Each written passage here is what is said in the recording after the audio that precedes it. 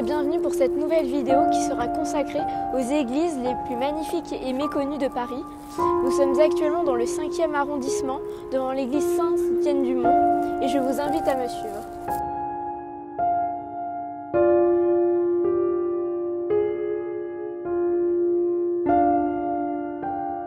L'église Saint-Étienne-du-Mont fut construite en 3 siècles de 1494 à 1624, ce qui donna sa grande richesse architecturale, passant de l'art gothique à l'art de la Renaissance. Elle reste atypique de par son asymétrie, ce qui la rend unique face aux autres églises de Paris.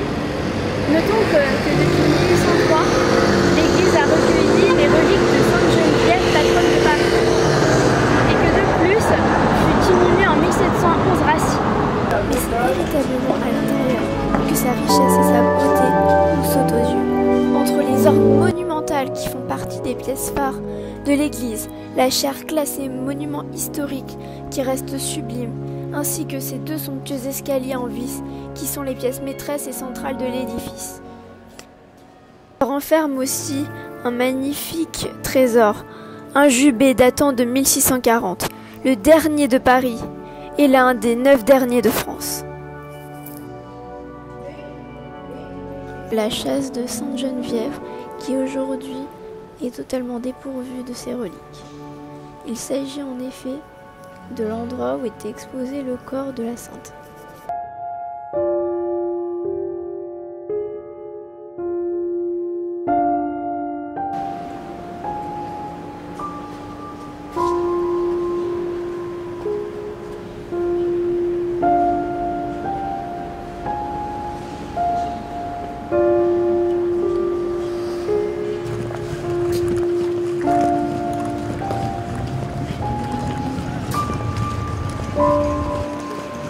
Nous voici devant la 2e église de notre sélection. Il s'agit de l'église Saint-Germain-des-Prés, située dans le 6e arrondissement de Paris. Elle fut érigée à l'ère mérovingienne en 558, bâtie à l'origine comme abbaye royale consacrée à la Sainte-Croix, avant que l'on édifie la base de cette église, l'un des plus anciens vestiges de l'art roman à Paris, avec sa nécropole des rois mérovingiens et de leurs épouses.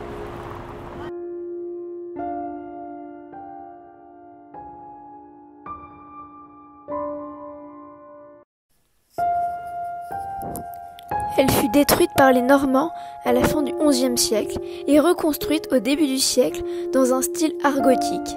Elle fut l'une des premières de France à être restaurée dans ce style à l'époque.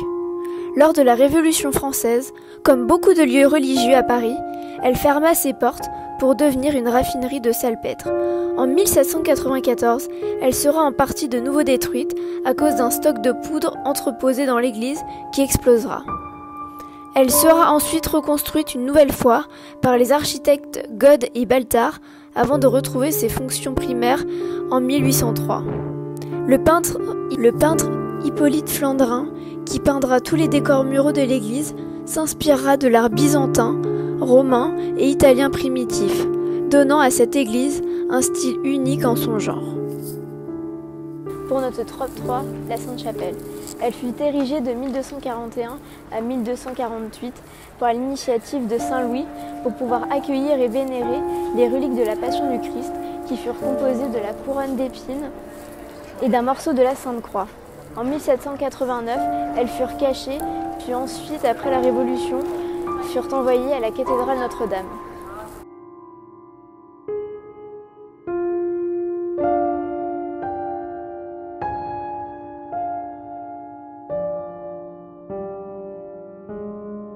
En entrant dans la chapelle basse, on remarque qu'elle est sœur de plafond avec l'église Saint-Germain-des-Prés.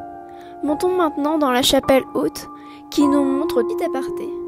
Lorsque nous sommes montés dans la chapelle haute, nous avons été interpellés par une vigile disant que nous n'avions pas le droit de filmer avec notre stabilisateur.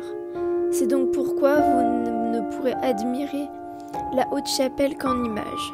Mais bon, reprenons. Sa hauteur vertigineuse donne une dimension impressionnante à la chapelle, presque surréaliste, avec ses hauts vitraux. Parlons des vitraux.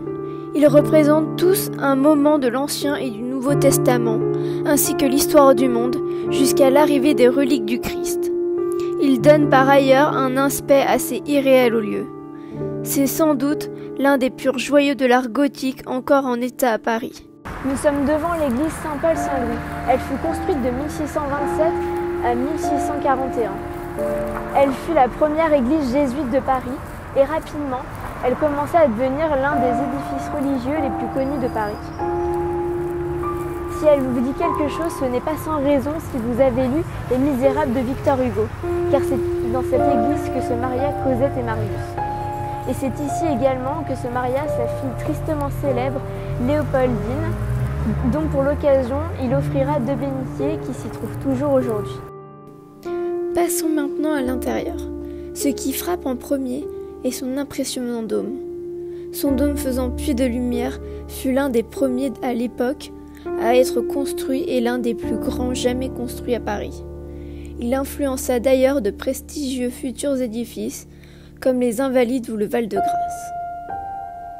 Elle fut également la première église à abandonner le style gothique de l'époque pour le style baroque flamand lors de sa restauration au XIXe siècle par l'architecte Baltard. Nous pouvons trouver un petit trésor caché dans l'église.